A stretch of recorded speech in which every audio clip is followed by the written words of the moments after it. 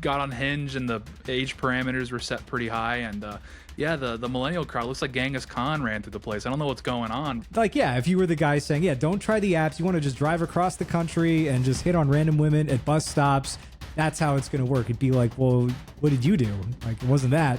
If you say the wrong thing, we can take it out to the parking lot and have a punch up, and then probably be bros afterwards as well, because it's a lot easier to have respect for someone if you've, traded fisticuffs. Sure. Bring back dueling.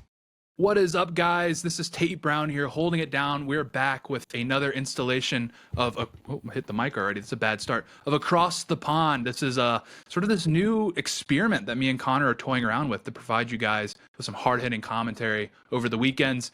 We are joined here by a guest, Patrick Casey, the legend, the man, the myth, the legend. Everyone loves him. Everyone knows him. But with that, we're going to get into the good man scarcity. I don't know if you've seen the discourse on Twitter, if you're an avid Twitter user, but this post popped up. I think it was about 2 days ago, and I'll flash it on the screen here. Basically lamenting the current dynamics in the dating world. Here, this poster, Ali Voss, says, one of the toughest things about the Christian dating scene is that the women are all over at the Baptist non-denom megachurch, and the men are at all the most trad places they can find. And a lot of people resonated with this. A lot of people were providing their 2 cents on the matter. And I figured, who better to bring in than two, I would say, chudmaxers. I would say that would be a good description of these two gentlemen. But with that, I don't know, Connor, you can introduce yourself first, and then we'll kick to Pat. Yeah, chudmaxing by getting married over the summer. Yeah, so the interesting thing about this transatlantic experiment is that we don't have like massive non-dom churches over in the UK, but we still have among the Christian influencer sphere something that I've noticed over in the States, which is the divide between, 3 types of women. There are the quiet tradcaths who don't make a big show of being on Instagram or Twitter and actually don't contribute much to discourse, but instead actually live out their values. Like, they'll go to the traditional Latin Mass society in London. They'll often struggle finding traditional Catholic men who aren't already paired up. And we've tried to induce people over in the UK, and it's basically impossible. Then there's the evangelical women who, on the continuum of exoterically conservative but temperamentally liberal, are like full-blown girl bosses. So... Yeah. We've discussed this before. You'll get evangelical women that will like henpeck their husbands to death, and you see this in discourse. Whether it's there was a clip of Ali Stuckey going out over the weekend where she was criticized, saying that men, we need you to step up and lead, quit the porn, etc. Good message, but at the same time, there's a bunch of women that are just reading smut like the Minotaur milking farm stuff, and that's not being taken down. The fact that I even know that exists means that there's kind of a moral unfortunately problem. Know what it means as well. Yeah, we'll have to sit down Seamus for like a Clockwork Orange subjection thing. Yeah, he's avoided Discord for a while. Yeah. But the fact that they feel the need to like longhouse men with Christian window dressing means there's still a problem of feminization over there. And then the third problem is, and I hope I don't indict myself here, but if you do date in conservative circles, we love our e-girls, folks. However, a lot of them are exoterically conservative, will wear a cross on television, but are temperamentally liberal. And so what you get is women who draw themselves towards conservative politics because they're attracted to the limelight, the fame, the attention, and the acclaim, especially because pretty much everyone in politics wants an attractive woman parroting their talking points to sell it to young women who are drifting leftward. So that means that you end up getting the sort of craziest, most superficial, fame-obsessed women to talk these talking points, and it ends up discrediting them over time. So yeah, it's rough out there for young guys. I'm glad I got the last chopper out of Nam. Well, I'm glad we got Pat here to really break this down. Pat, before we jump in all the way, do you want to give the viewers a quick intro of who you are and what you do? Sure, thank you. So my name is Patrick Casey. You can find me on Twitter at @RestoreOrderUSA. I have a weekly podcast. It's called Restoring Order. And yeah, I write for places like Chronicles Magazine, Federalist, The Blaze. I've been honored to have been on Tim Pool's show a few times. So that's kind of the general overview of what I'm about. But this is clearly a very interesting subject. And I don't know if it's quite everyone's favorite subject. Prior to October 7th, maybe I would have said that dating discourse would have been everyone's favorite subject. But unfortunately for the people really into this topic, it was eclipsed by the Jews slash Israel. So we'll see how long that lasts. But yeah, I mean, aside from the Jews and dating, what really is there to discuss, right? No, It's true. So yeah, on the dating subject, on the good men scarcity, these sorts of things, it is very interesting because many of sort of younger under 40 conservatives, also I'm 36, I'll include that and kind of include myself in this ambiguous, artificially constructed younger category here. No, but basically conservatives under 40, most of us, even if you were raised conservative, you probably, I mean, you weren't really raised in a world where conservative values reigned. So you are kind of trying to rediscover things in a sense. You're trying to reinvent the wheel. And for a lot of us who, maybe were raised moderately conservative, became very conservative, the sort of status quo for tapped in millennials and Zoomers is, again, very different even than probably what you were raised with if you were raised conservative. So the point there is that a lot of us have this idea in our heads of what being based, being conservative, being trad means. And it's not something that, unlike in previous generations, we've just received through the process of cultural transmission. It's not really an organic thing. We're just kind of like, on the internet, like how do I be trad? How do I be, the women are thinking, how do I be a trad wife?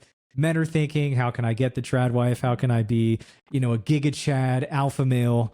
And so that it's kind of a process of, we're kind of like grasping around at just trying to figure out how do we be this sort of archetype? And it's important to understand that, again, our grandparents, our great grandparents, so on, all the way back, didn't really go through that. So this process, what Connor said definitely kind of relates to this in the sense that you have some of the people are trying to be, it's almost like a cargo cult. They're adopting the external trappings of what it is to be a trad wife. Well, of course I'm a trad wife. I have my cross, and I've got the veil that I'm putting on for these Instagram pictures, and of course I'm a trad wife. Well, I think we all understand that what it means to be, traditionally minded or to live a conservative life is ultimately something that needs to stem from the inside. It needs to flow outward, and to whatever extent there are these external trappings. They're manifestations of an internal sort of disposition.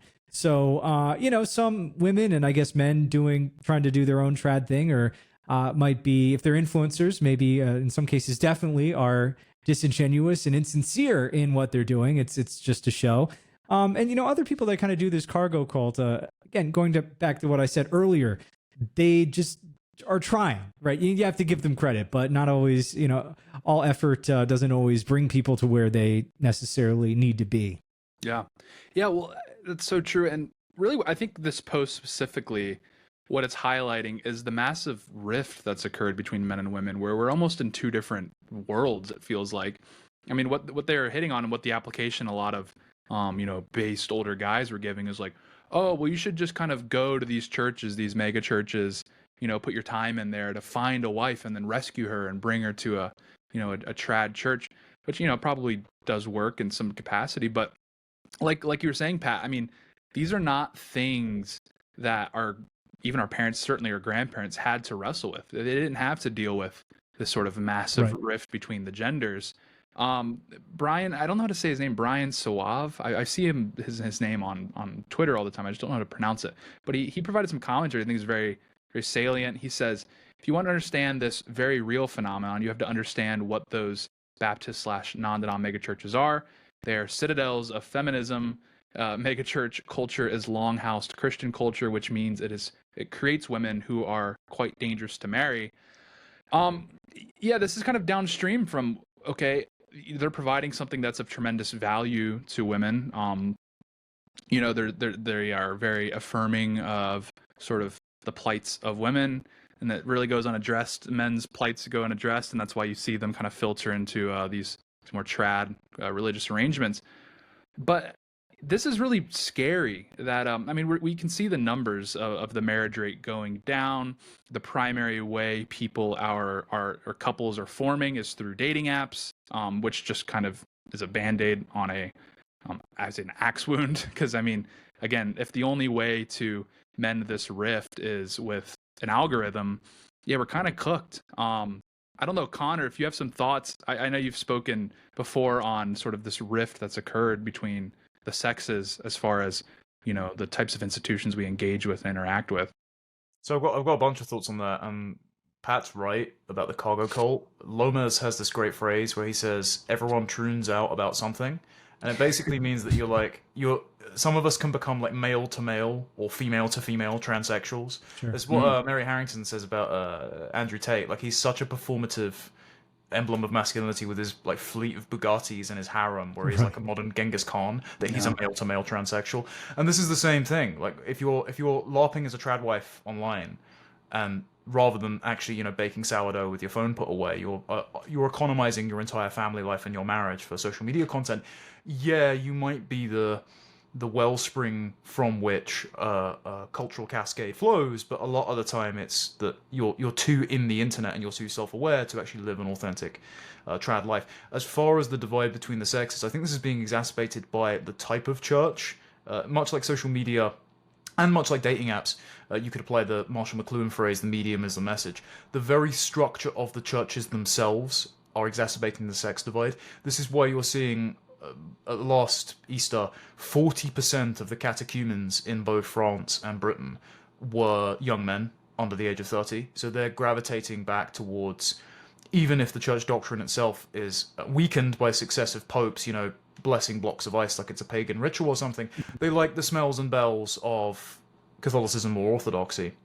Whereas the Anglican Church, which has fully made itself subservient to gay race communism and had like drag queens in its church services doing karaoke nights, they're now outnumbered 2-1 by Catholics, and it's not just because of the birth rates. Whereas these mega non-denominational churches, they don't have the same hierarchy, the same call to beauty, the same imposition of responsibility on you to be a custodian of tradition.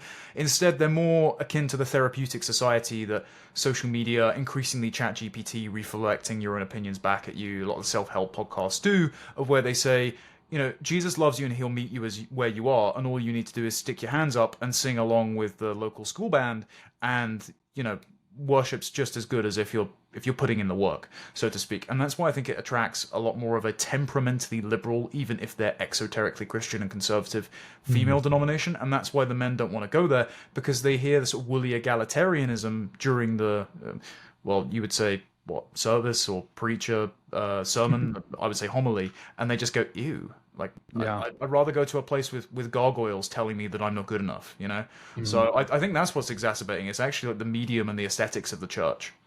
Yeah. Well, I think if we're to drill down on that, I think what's interesting is analyzing the market calculation that these megachurches have made is women, are going to flock to these churches. Why is that? The Washington Post put out this article, October 28th. The headline was, MAGA singles are looking for love in Washington. It's a challenge. And the subheadline, the politics of trying to find a partner in an overwhelmingly liberal city can be tricky. Quote, my partner can't think I'm a fascist. That's crazy. And in this article, they interview a few people and they kind of just talk about, the troubles they're having.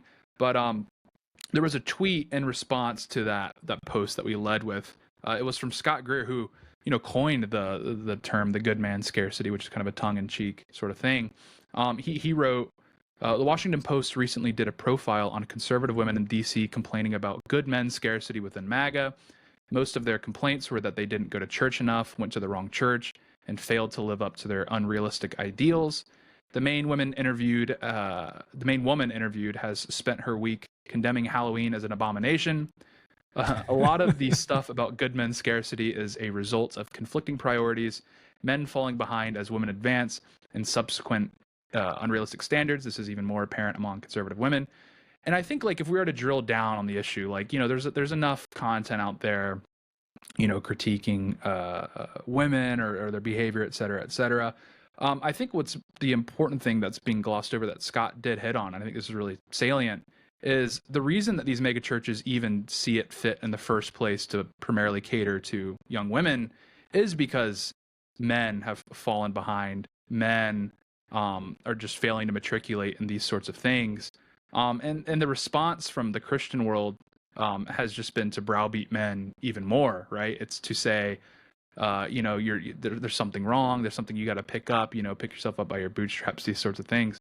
But yeah, it's clear. It's clear to me that with these mega churches, the reason they're making this calculation is because, yeah, the men's priorities are all jumbled because they're falling behind the society in general. They're falling behind. You're seeing like colleges, women outnumber men in college degrees now by a pretty good gulf, among other things.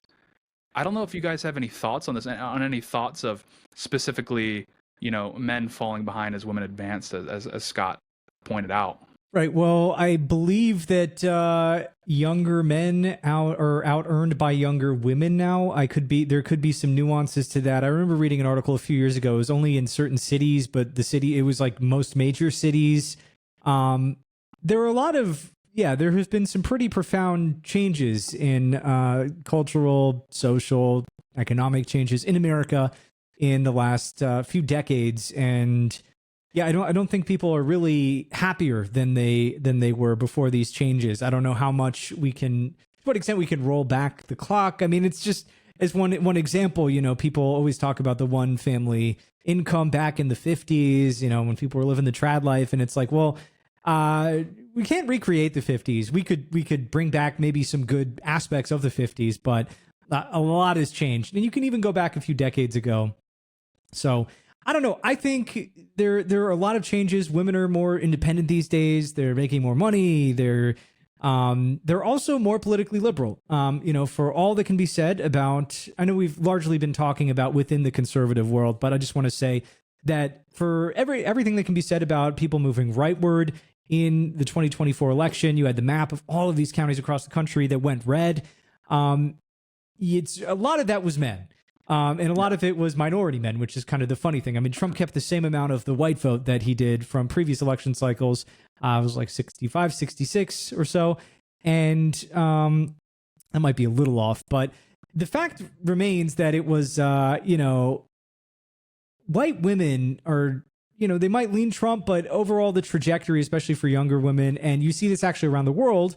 Financial Times had a good article that had all of these graphs. You've probably seen them on Twitter, that there is an ideological gender polarization that's happening. It's not quite as pronounced in America as it is in, say, South Korea, where it's like the men are like hardcore, like, incel nationalists, and the women are like extreme feminists. That's obviously a terrible model for society.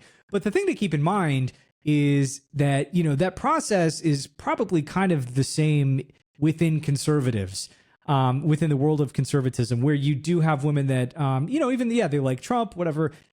They still might have some more liberal views on what men should do and not do, what should be expected of them, how relationships should work. So again, this isn't to blame everything on women. You talk to female conservatives, friends of mine, and they'll tell you all about like crazy dating stories, trying to find, because you got to put yourself in the, maybe don't think too much of it that way. But, from a woman's perspective who is like right wing, traditionally minded, if you go on a dating app, you got guys that have like pronouns in their bios and stuff. So it's, it can be rough out there for them as well. I don't fully buy into either narrative that it's all the women that are the problem. It's all the men.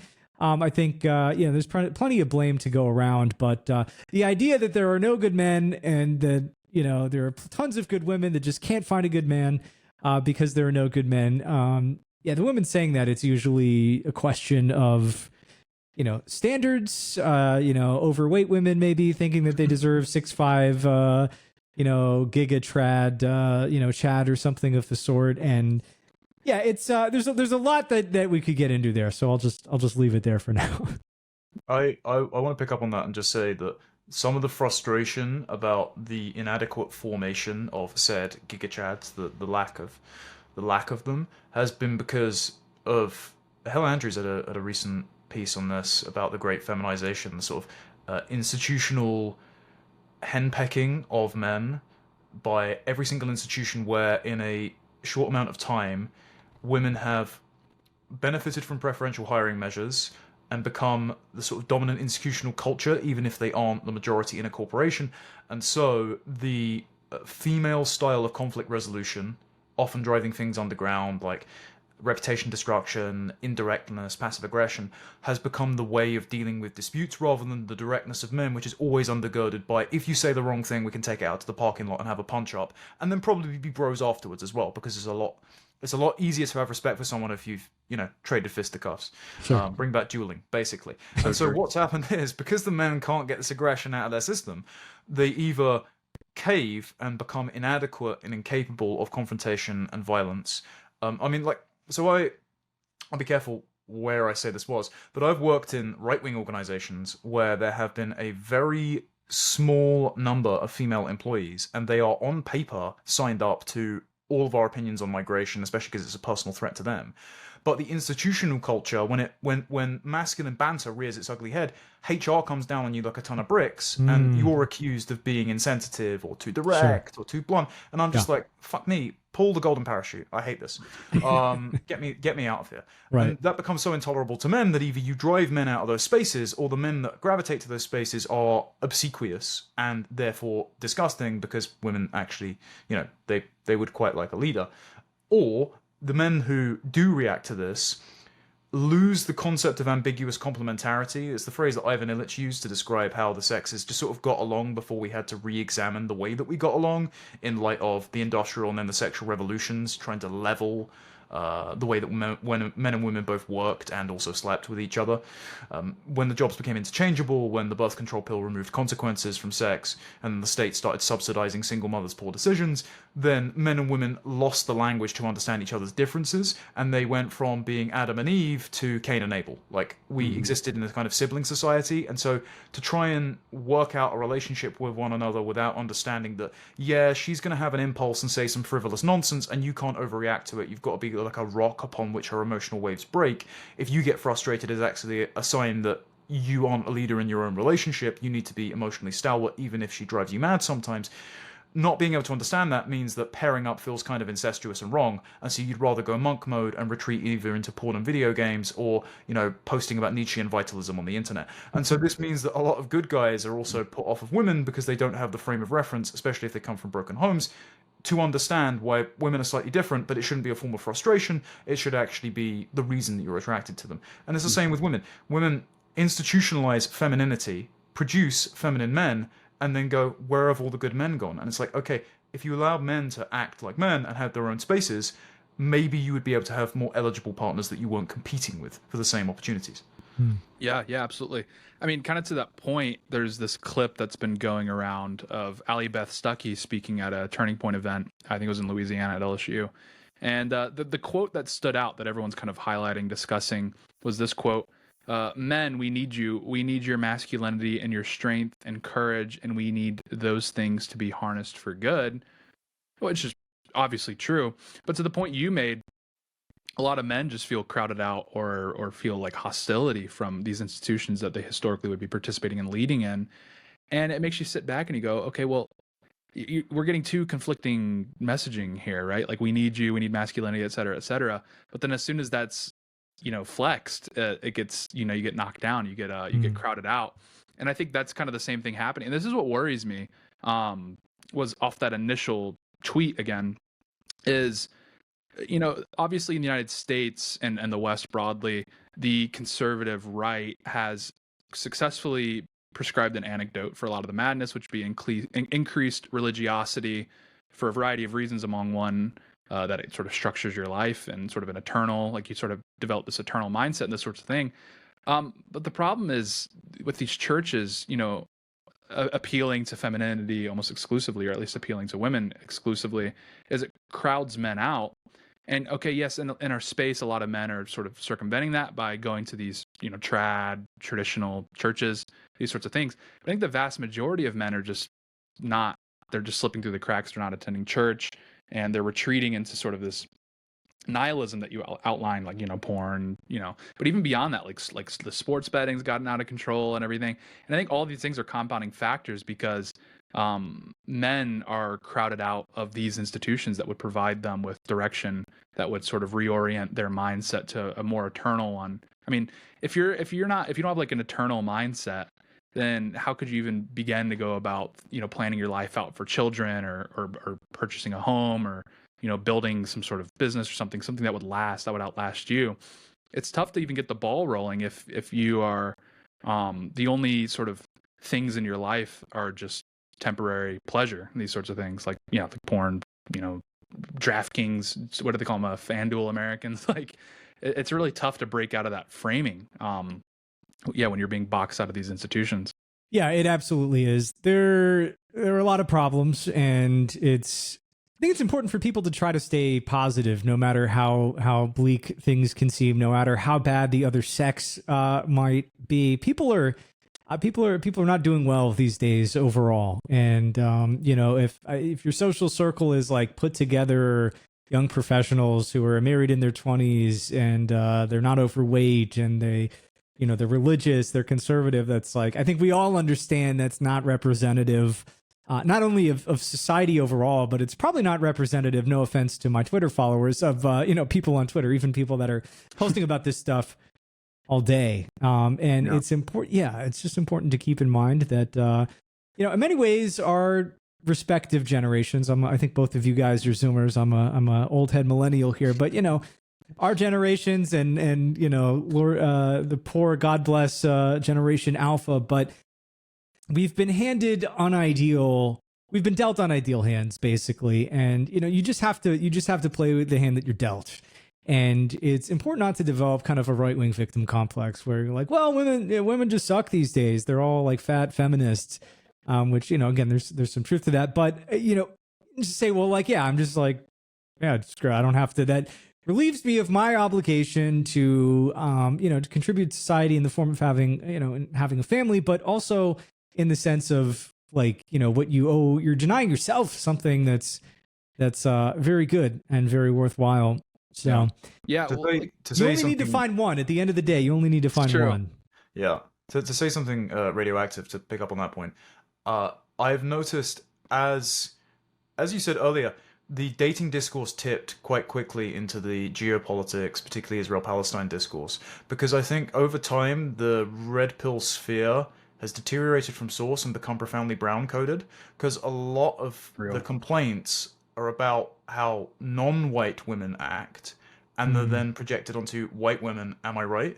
When I don't think that's necessarily the case. Like, yeah, there's a lot of liberal white women, but the problems per capita, especially among divorce rates, if you break them down by race in the United States, are not nearly that bad among whites, especially church-attending whites versus blacks and Hispanics. And so it doesn't map on one-to-one. That's why you shouldn't actually be black-pilled about dating discourse if you're a young, sensitive Christian white man. Like, yeah, it might be harder to find a wife at your specific church, but one thing I accidentally learned, and here's a note of optimism from me, which is really rare, is that I actually met my wife doing an experiment on dating apps for Lotus Eaters when I was there, because I was the only single Zoomer in the office, and the Economist podcast presenter was like, figure out how the algorithms work. And my conclusion was they're basically demons who promise you infinite optionality, but instead put you on a carousel of self-commodification like you're an Amazon product, and they defer the date at which you meet someone eligible because they want to sell you advertisements or a subscription service. So, get off them and have your village elder set you up with a nice Christian girl that he happens to know. Your New Year's resolution, if you're a boomer or you're old enough to be a millennial like you, Pat, should be introducing two young Zoomers who are desperate to not go to a mega church or, meet some gay Republican staffer in DC and have your hope and time wasted.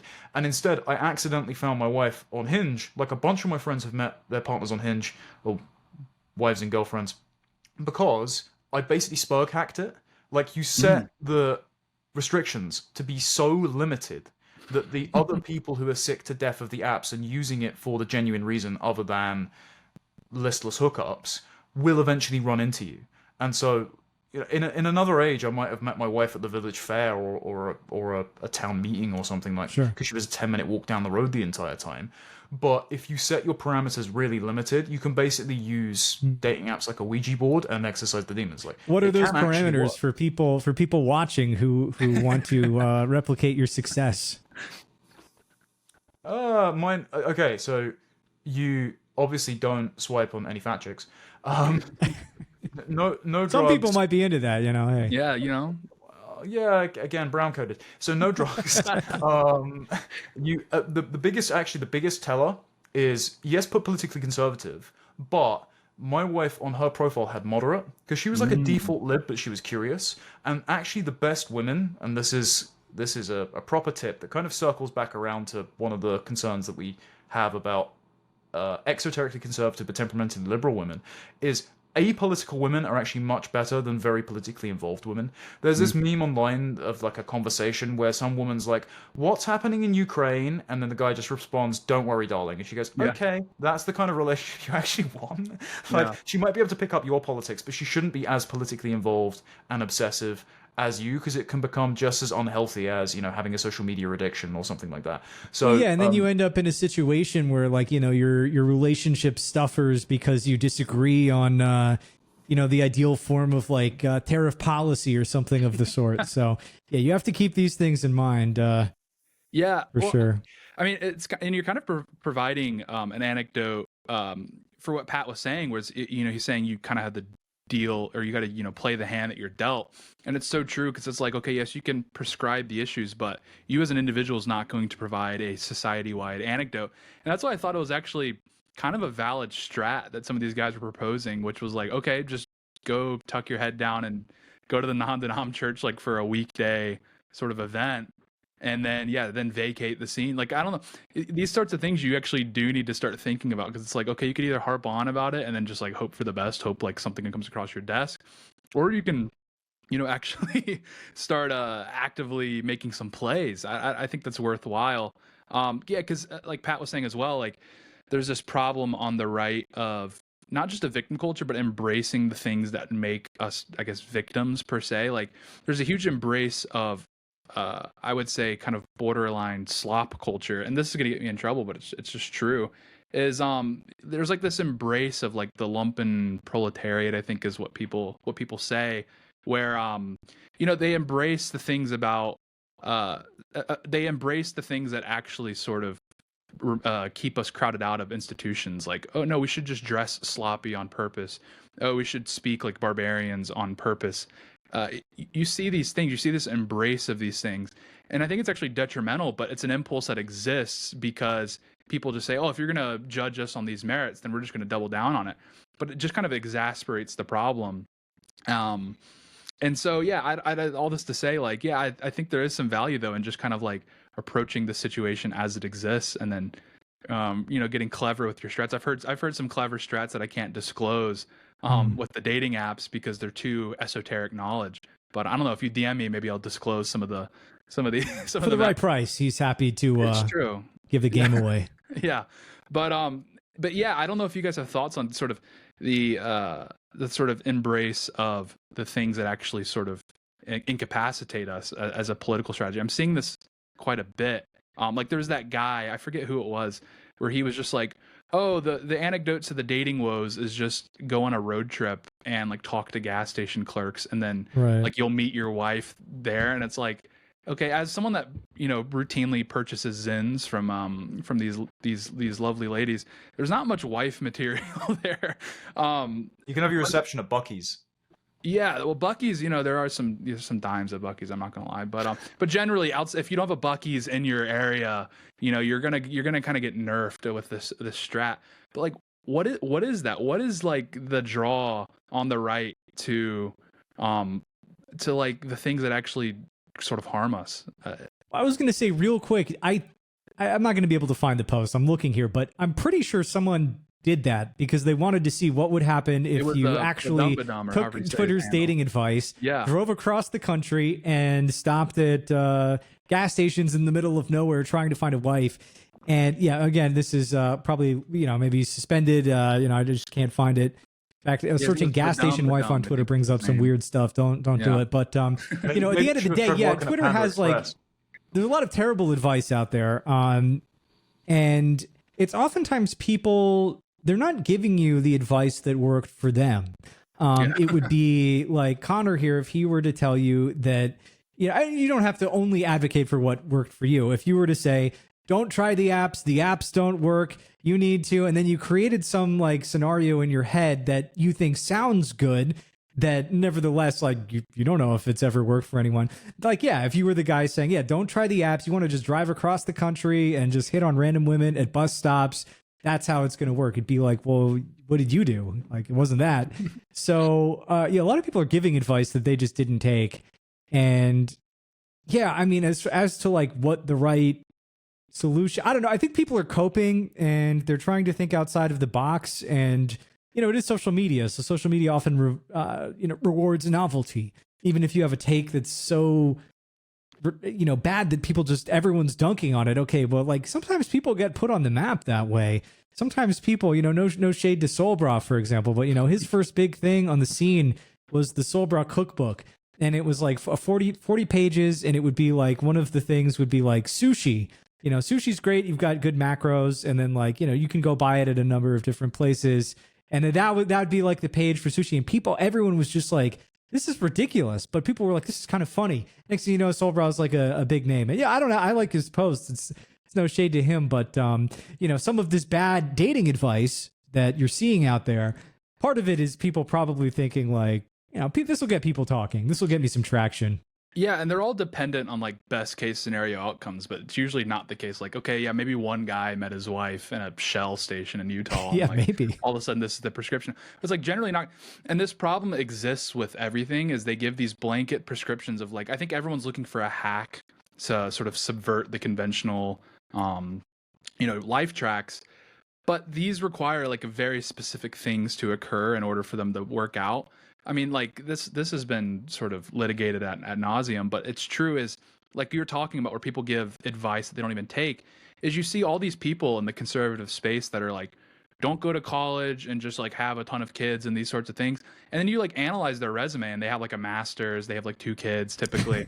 And it's because in order for that to work, which, if you play your cards right, that you will develop quite a nice life for yourself, you need some like really specific chips to fall, where generally like it's still probably worth it to go to college, and it's still probably worth it to be a bit more cautious with with who you marry, because we have large proportion of the population that has done those things, maybe not influenced by Twitter, but have done those things in application, and they have a really rough go at it. But yeah, it's really infuriating to see that prescription. It's specifically the college thing. It drives me crazy. I mean, like, and again, I'm in total agreement with the problems with the college system, but like encouraging guys to just completely retreat from that space, I think is going to cause a lot of guys problems. And yeah, I mean, I don't know if you guys have thoughts on that specifically, but it's bizarre to see guys who have had a very conventional life track try to give this like super esoteric knowledge that again only works in specific applications. It's the inverse of Rob Henderson's concept of luxury beliefs. It's like lumpenproll beliefs, and where they're basically extolling something to then covertly compete with other people for the same opportunities. And yet again, it's a very feminine way of doing things. Like to tie it into something that's running concurrent to discourse that we can't show on screen because it would violate YouTube 2S. But the infamous Sydney Sweeney basically transparent dress that's been glorifying. Yeah, can we pull that up on stream real quick? No, I'm kidding. Put on Goon Cam. It's glorifying all of our timelines in the last few days. But I saw this amazing post about women disliking it. Not just the photo of the one woman that was like staring a death stare into her cleavage. Yeah, that was like she was getting like mogged in real time, which is obvious female covert competition. But there was a post that articulated that said she's done the worst possible thing with being classically attractive and America's sweetheart while also making nudity possible, and she's broken Chesterton's bra. Because the idea is that now there's going to be an arms race to appeal to men with like perfect breast size, and other women are going to hate her for it and not be able to compete, and so it's just going to get completely out of hand. And it's the same thing, right? Everyone's covertly competing for the same resources, the same people, and so very little advice on the internet you're going to get is going to be sincere unless you've already gotten the last chopper out of Nam. So I feel capable to impart it. And lots of people are going to capitalize on the seething resentment that they've got by setting up an entire podcast infrastructure that says, hey, don't bother going to church. They're all going to be hideous feminists. Don't bother working out. The game's rigged against you. Instead, sit around and watch these OnlyFans girls be told about how their lifestyle is awful while we're also, actually covertly advertising their wares to you and paying them to come on the show. So basically unplug from discourse is my it's not a great sales pitch to have on a podcast, but it's helpful. Yeah, well, you see this weird thing where it seems to be more pronounced with women, but it does exist with men too. Is they grow increasingly frustrated with the competition, and then they just nuke their own sex appeal as like some sort of mechanism. This is really persistent on the left, obviously, where the classic trope of like the blue-haired feminists or whatever. Like the reason they're doing that is because they find they've come to a point where they find the concept that a male would find them attractive so repulsive that they just kind of nuke their own sex appeal by and large. Yeah, it's I'm still thinking about the Sydney Sweeney comment because that's I had this question. It just went through my mind, like seeing it on the timeline. Not that I sought it out, but just everyone was retweeting it and talking about that. How is it legal to go outside like that? That just was crossing my mind. I'm like, you're basically naked. Yeah. Do we need to go like full trad and demand that she's thrown in prison? Would that be a message that resonates with America? Should JD Vance run on that in 28?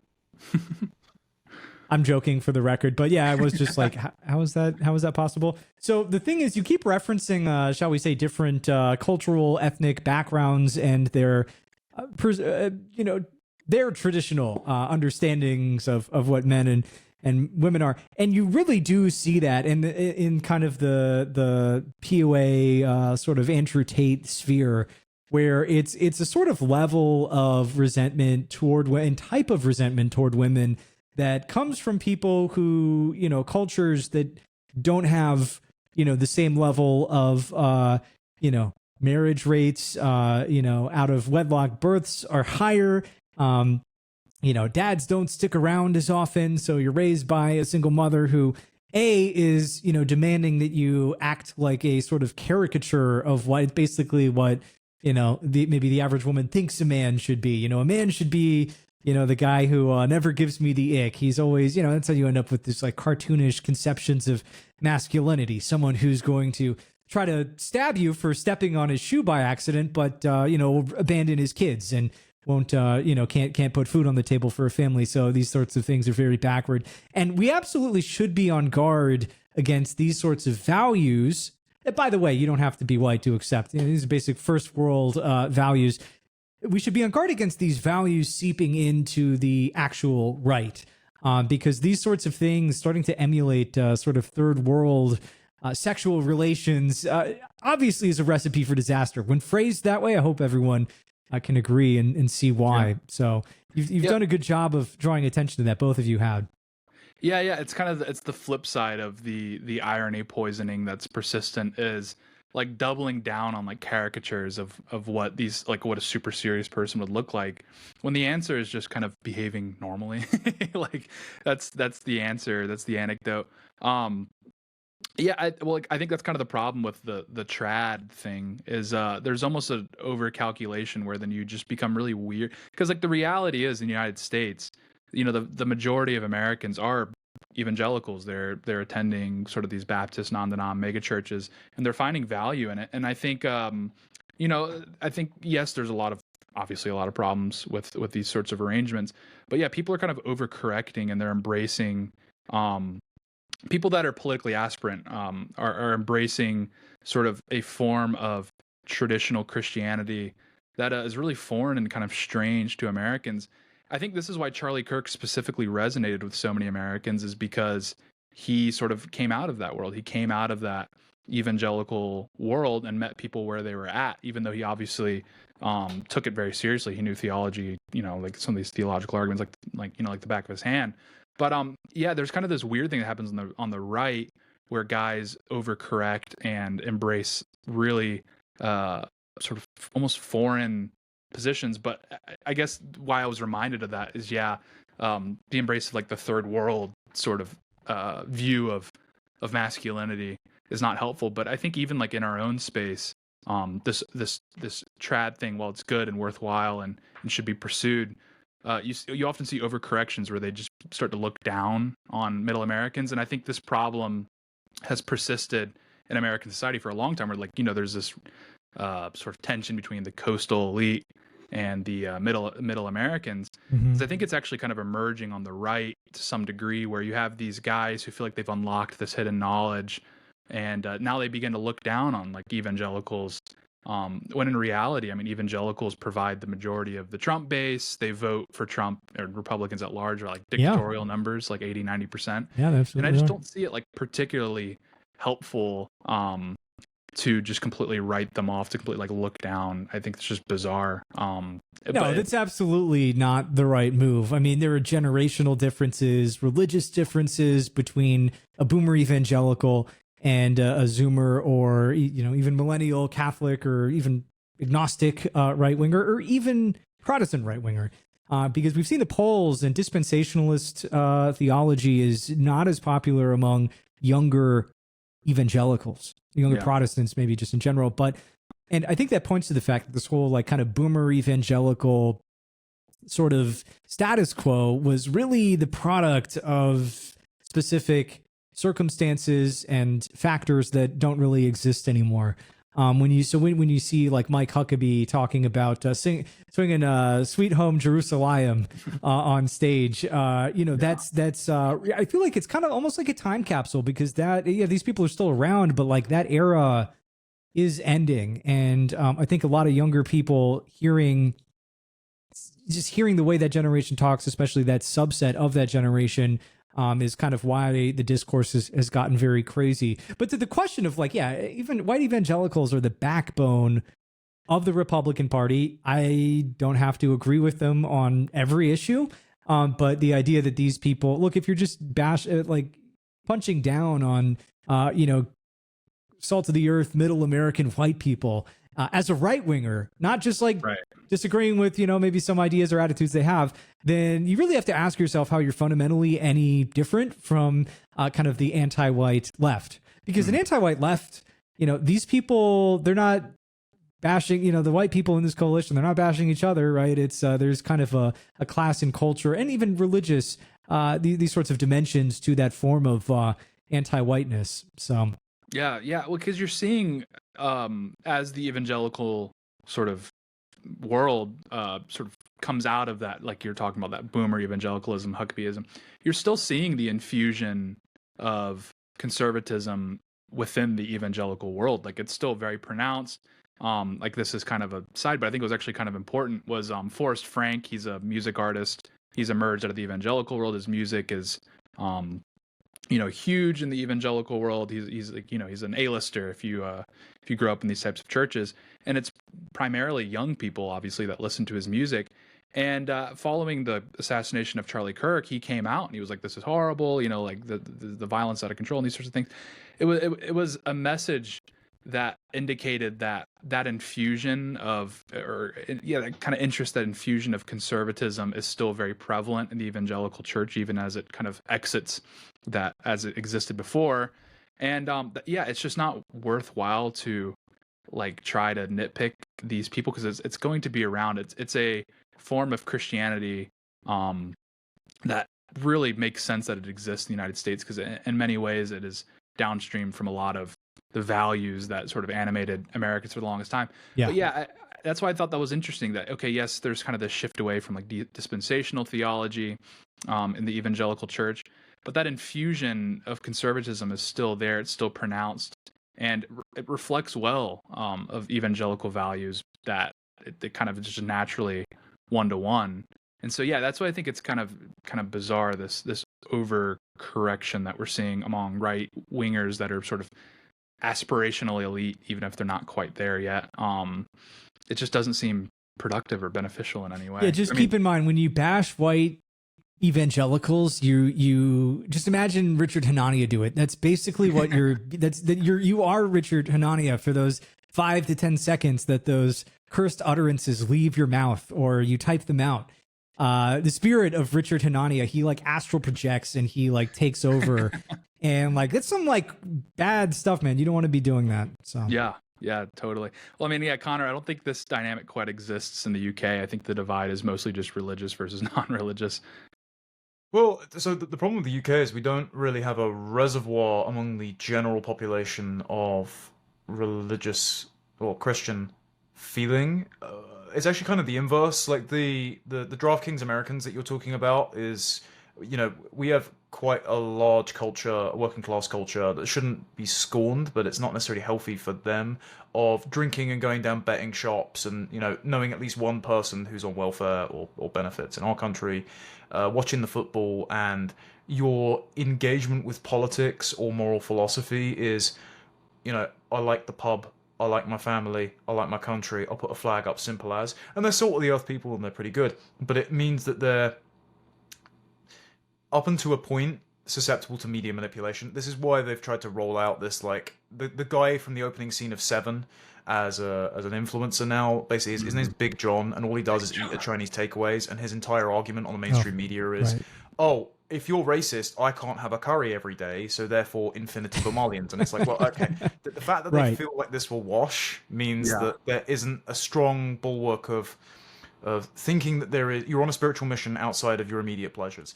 But the one encouraging thing is that the guys that I know that are entering politics now, there's a handful of like superficial grifters and that, but they're actually a lot like Charlie. So they either don't drink or drink very little, no drugs, no hookups, are engaged or in committed relationships, or are bullying their friends that can't get their act together. And so, as a emerging vanguard leadership class in academia, media, politics, etc., they're a lot more virtuous and a lot less compromised than the politicians of yesteryear who cosplayed as right-wingers but were degenerate liberals who just wanted the non-judgment of their particular vices, be it, sexual or powdered or in the bottom of a bottle.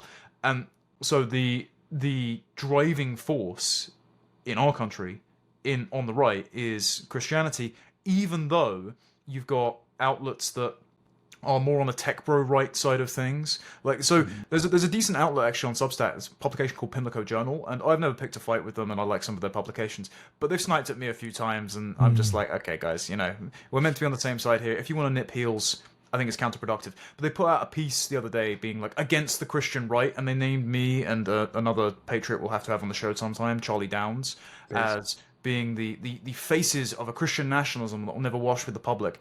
And it's like, okay guys, if you recognize that demographic fodder leads into democratic momentum with the Muslims, do you not realize that the fact that myself and Downs and literally a handful of other people are all the British right has to offer in terms of media presence, and therefore the conversions to things like Catholicism growing among our cohort is indicative of a trend that will, especially in politics, because they're politically and philosophically engaged, have an outsized presence on the politics of the future, especially in reaction to the death cult leading our country that has just liberalized abortion at all times up to birth and instituted Canadian style made in our country. Like, can you not foresee that this is a trend that's gonna happen? I'm glad it's an encouraging trend, but the people that are trying to like stick the spokes in the wheels are just as unhelpful as the people that are pandering to the anti-white third world who have just come online on the internet in the last few years and will end up making them a lot of ad revenue if they focus on, things like Israel-Palestine rather than the problems in their own country. Yeah, absolutely. Well, guys, I don't know if we provided a specific prescription for finding your boo thing. But hopefully we were able to drill down a little bit more on some of these dynamics that are being discussed.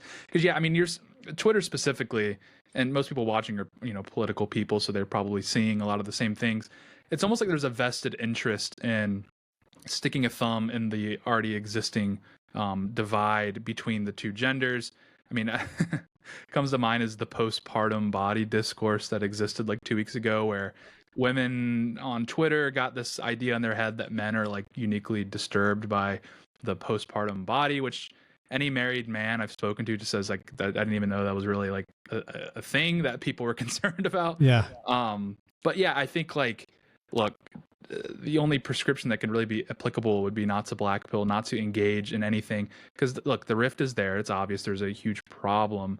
But it's not really worth giving these people. You should really just mute these people when you see them as these people that are really attempting to capitalize on the divide that is there and is very prevalent and probably won't close for a little while. So it's worthwhile to circumvent it. Worthwhile to mute the people that are trying to drive you crazy.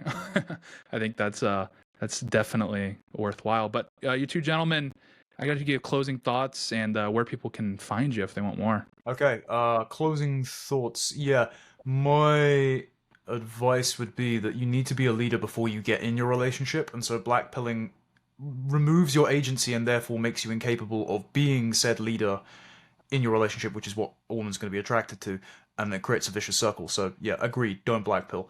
As far as plugs, find me on X posting about how the fall of my country is ongoing at Con_Tomlinson, Connor Tomlinson on Substack, YouTube, etc. And I'm glad that we've got the show off to a good start where we are just going to be like the terminally online among the Anglosphere, because we need our representation. Like Someone had to do it. Need an outlet.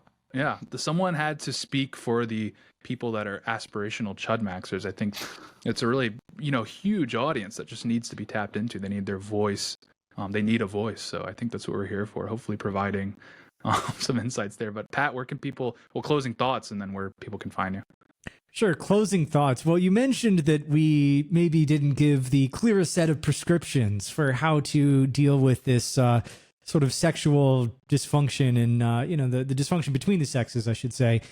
And yeah, we talked about, I think I like that Connor mentioned that the dating apps can work as long as I'd say even if you don't have, like, you haven't cracked the code to find, only show you the aspiring trad wife, so to speak, that it's still, I meet people all the time that have, wonderful relationships that turn into marriages that they met on dating apps. I mean, you really get what you put into it. And especially for guys, I don't think every woman on there is just looking to, like, have tons of promiscuous sex. I mean, some are probably, but I think that a lot of the women that do are lonely.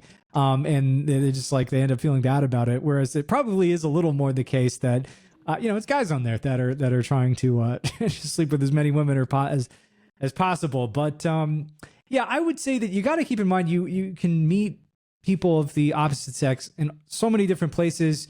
But generally speaking, if you have something going for you in terms of your career, education, and you also have a social life, that these things often will just fall into place.